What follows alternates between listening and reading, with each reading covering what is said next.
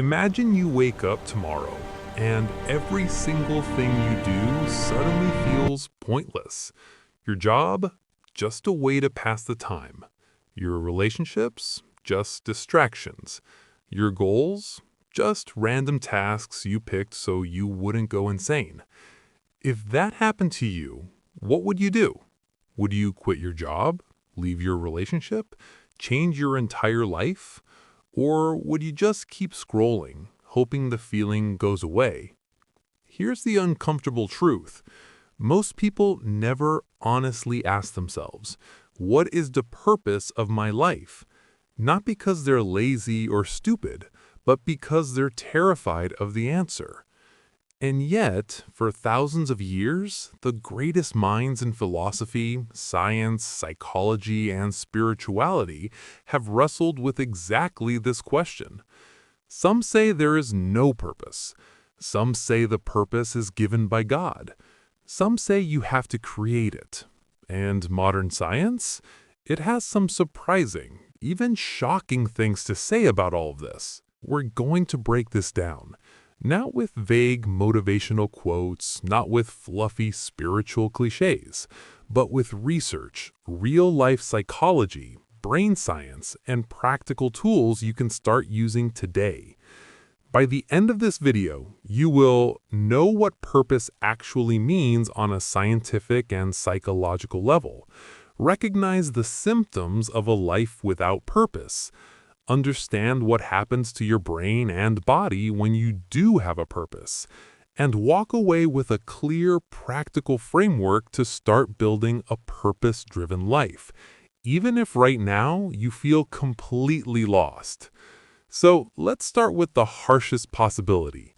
What if life has no built-in purpose? Part 1. Does life even have a purpose? From a strict scientific point of view, if you zoom out far enough, life can look brutally meaningless. The universe is about 13.8 billion years old.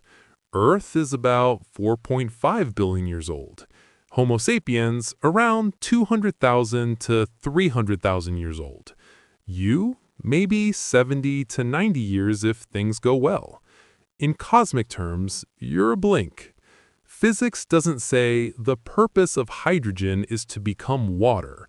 Evolution doesn't say the purpose of humans is to be happy.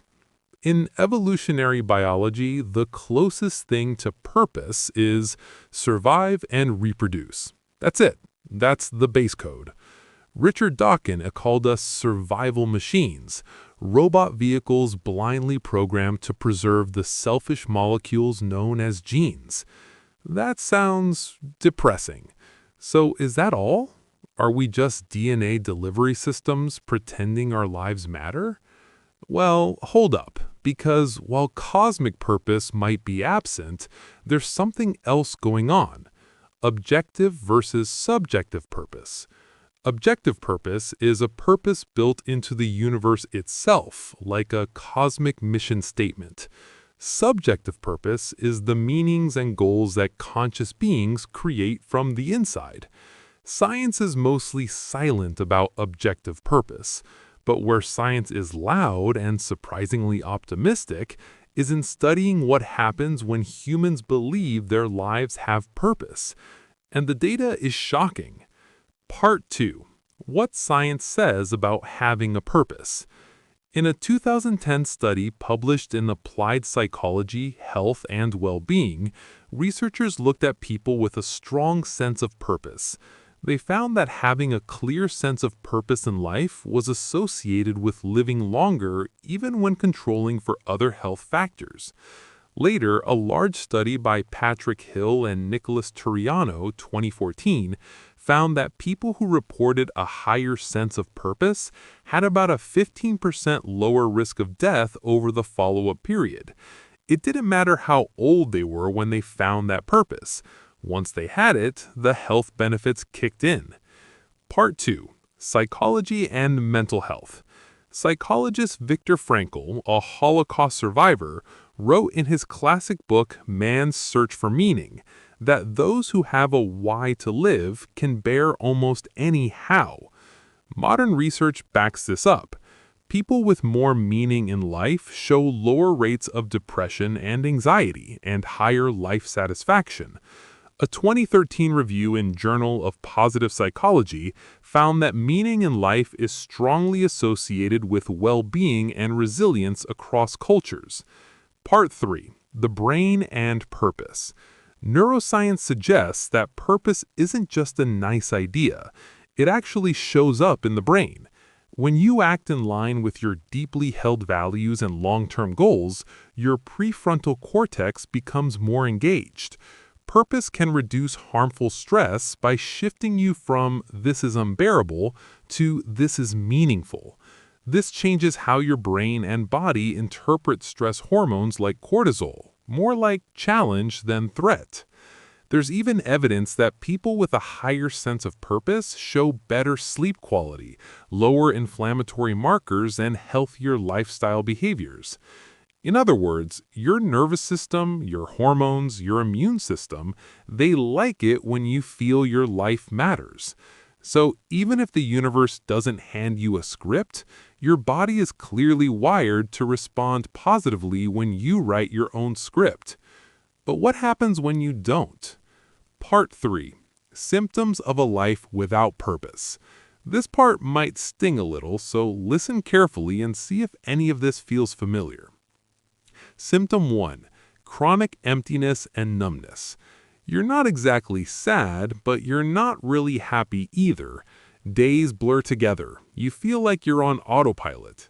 Psychology calls this existential vacuum, a term Viktor Frankl used to describe a sense of inner emptiness when meaning is missing. It can look like constant boredom, feeling hollow even when things are going well. A quiet voice asking, "Is this it?" that you keep trying to silence. Symptom 2. Endless distraction and addictive patterns. Without purpose, your brain still wants stimulation, so it grabs onto doom scrolling, binge watching, overeating, porn, alcohol, drugs, or workaholism, obsessive gaming, or drama. Not because you're weak, but because your nervous system is trying to fill a meaning deficit with dopamine hits. Symptom 3. Motivation that dies fast. You start things and drop them. New hobbies, new plans, new habits, dead after a week. Why? Because goals without a deeper why feel like chores, and your brain is not built to suffer indefinitely for things that don't feel meaningful. Symptom 4. Identity confusion. You might think, I don't know who I am without my job, relationship, or role. Or I'm just here. I don't know what I stand for. This lack of a stable inner compass is psychologically exhausting. Symptom 5. Quiet or not so quiet despair. At the extreme, lack of purpose can feed depression, anxiety, hopelessness, thoughts like, what's the point? Research shows that a low sense of meaning is linked to higher risk of suicidal ideation. So if you're watching this and thinking, yeah, that's me, you're not broken, you're underpurposed. Your brain and body are signaling, I need a reason to be here, give me a direction. So how do we do that, rationally and practically, without just making up a pretty lie? Part 4. Okay, so what is the purpose of life? Across history, different traditions answered this question in very different ways. Ancient Greeks, purpose is to live with arete, excellence and virtue. Stoics live in accordance with nature and reason. Religions serve or unite with God, follow divine law, love and uplift others. Existential philosophers like Sartre, life has no inherent meaning, you must choose and create it. Buddhism transcends suffering by understanding reality, cultivating compassion, and awakening. Modern psychology often uses the word meaning rather than purpose. Psychologist Michael Steger defines meaning in life with 3 components. 1. Coherence. Your life story makes sense to you. 2. Purpose. You have goals and direction that matter to you. 3. Significance. You feel your life matters in a bigger context. Notice, this doesn't require believing in a particular religion. It also doesn't forbid it. So here's a definition we can work with that fits science, psychology, physiology, and can include spirituality. Purpose of life, for a human, is to live in a way that aligns your biology, psychology, values, and relationships towards something that feels meaningful, contributes beyond just yourself, and is sustainable over time. This definition is scientific, it's psychological, it's physiological, it's spiritual. It leaves space for connecting with something larger: God, Source, Dharma, the Tao, love, humanity, the universe. So the question shifts from what is the purpose of life to what kind of purpose will allow me to live fully as the human I am, biologically, psychologically, spiritually. Now, let's get very practical. Part 5. A practical framework to build your purpose. We'll use a simple 4-layer model. 1. Body, physiological foundation. 2. Mind, psychological meaning and goals. 3. Others, relationships and contribution. 4. Beyond me, spiritual or existential dimension. Your purpose becomes the intersection of these layers. Layer 1. Body, your physiological base. If your body is constantly in survival mode, it's almost impossible to think about purpose. From a physiological point of view, purpose must be compatible with your health, not requiring constant self-destruction, and supportive of decent sleep, nutrition, and movement. Problem signs: chronic burnout, constant exhaustion, using caffeine and sugar to stay functional, health ignored for productivity. Why it matters. Chronic stress keeps you in fight or flight, dominated by your amygdala. Long-term planning and meaning-making, that's prefrontal cortex work, and stress shuts it down. Practical solutions. Body. Sleep. Aim for 7 to 9 hours. Even a consistent sleep window, like 11 p.m. to 7 a.m., dramatically improves mood and cognition. Movement. 20 to 30 minutes of moderate exercise most days. Research shows exercise can reduce depression and improve cognitive function. Nutrition. Stable blood sugar equals stable mood. More unprocessed foods, fiber, protein. Nervous system regulation. 1 to 3 minutes of slow exhale breathing. For example, inhale 4 seconds, exhale 6 to 8 seconds. Short walks, especially in nature. Purpose doesn't start with a grand vision. It starts with a stable organism capable of holding that vision. Layer 2. Mind. Values, meaning, and goals. Now let's talk psychology. A strong sense of purpose usually rests on values and long-term goals. Values equals what matters most to you in your own eyes. Examples: honesty, growth, creativity, family, service, adventure, learning, beauty, justice. Quick exercise. Do this after the video. Write down 10 to 15 values that feel important to you. Circle your top 5. Now ask, how much of my daily life actually reflects these 5? Low scores there equals low felt purpose. Problem signs, mind level. Constantly doing what you should do, not what aligned with your values. Goals that are mostly external, money, status, approval. No clear idea of what you're moving toward in the next 1 to 5 years. Practical solutions. Mind. 1. Write a why statement. Draft version. Complete this sentence. Right now, I want my life to be about X in a way that helps Y while staying true to Z values. Example. Right now, I want my life to be about learning and teaching psychology in a way that helps people suffer less while staying true to honesty, curiosity, and compassion. This is not permanent. It's a version 1.0. 2. Set purpose-linked goals. Divide your goals into 1 month, 1 year, and 3 to 5 year windows. For each, ask, which value does this express? If a goal doesn't express any of your top values, consider dropping or changing it. Purpose is less about what job should I do, and more about how can I express my deepest values with the abilities and circumstances I actually have. Layer 3. Others, relationships, and contribution. Humans are a deeply social species. Our nervous systems are wired for connection. Social neuroscience shows relationships are one of the strongest predictors of long-term happiness and health. Harvard's 80-year study of adult development found that good relationships were the best predictor of well-being and longevity. Acts of kindness and contribution light up reward circuits in the brain. So, a purpose of life that's only about you will almost always feel thin and unsatisfying. Problem signs, others level. Feeling isolated or disconnected. Relationships based mainly on convenience or escape, not real mutual care.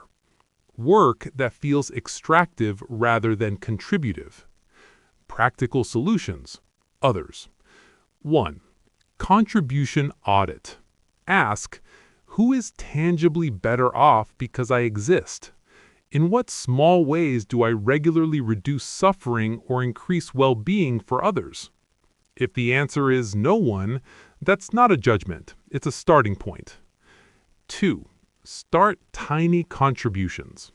Help one person learn something you know. Support a cause you care about, the environment, mental health, education, animals. Be emotionally present for one friend or family member each week. Mentor someone slightly behind you on the path you're on. You don't need to save the world, but a robust life purpose almost always includes some form of use what I have to help others in a way that doesn't destroy me. Layer 4. Beyond me, the spiritual/existential dimension.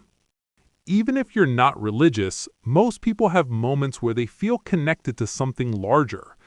Awe at a night sky, goosebumps at powerful music, tears at an act of pure kindness, a sense of sacredness in nature, art, or silence. Researchers like Dacher Keltner have studied awe and found it reduces self-focus, increases generosity, boosts well-being. Spiritual traditions say purpose is found in aligning yourself with something bigger than your ego. Call it God, Source, Dharma, the Tao, love, humanity, the universe. From a scientifically cautious but open perspective, we can say humans seem to thrive when they feel their life is part of a larger story. Problem signs, beyond me level.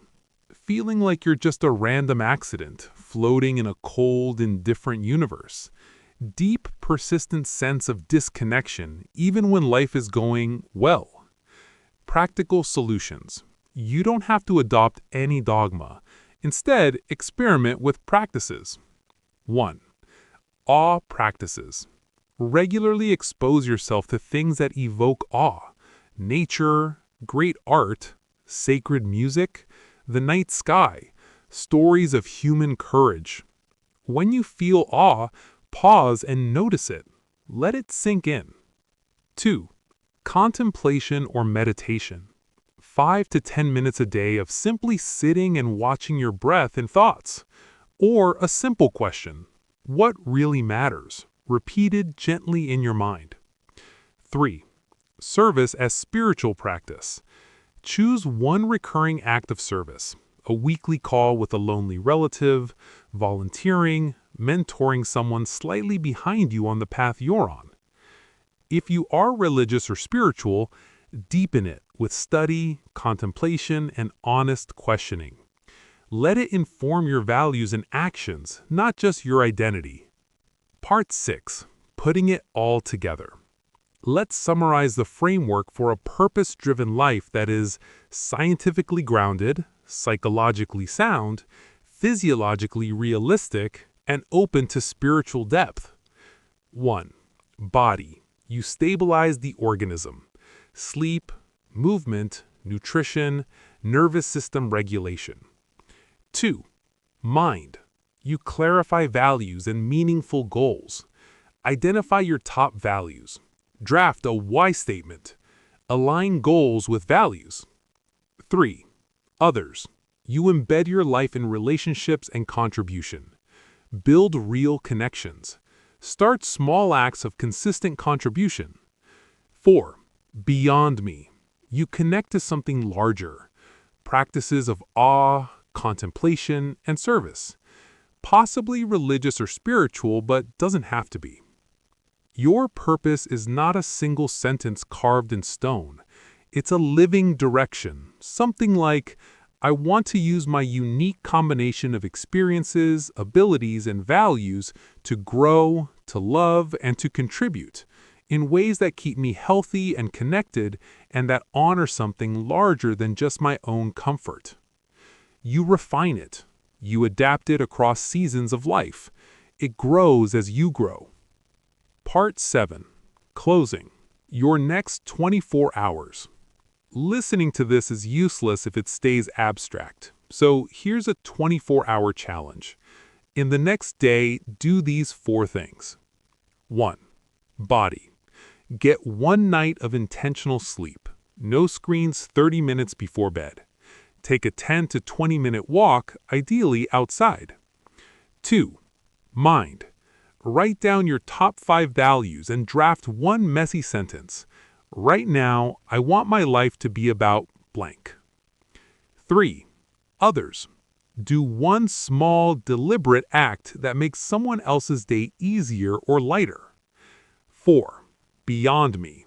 Spend 5 minutes looking at the sky, a tree, or a piece of art, and actually let yourself feel how big and strange and mysterious existence is. That's it. Not a whole new life, just a small, concrete move toward a life that feels purposeful on every level.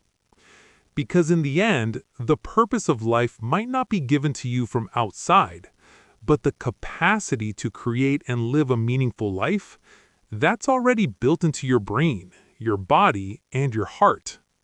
Your job is to listen and then to act. If this sparks something in you, don't just let it fade. Pause this video, take 5 minutes right now, and write down, for the next year, I want my life to be about blank. You can refine it later, but start. Because the real tragedy is not that life might be meaningless. The real tragedy is living as if it doesn't matter, when it absolutely can.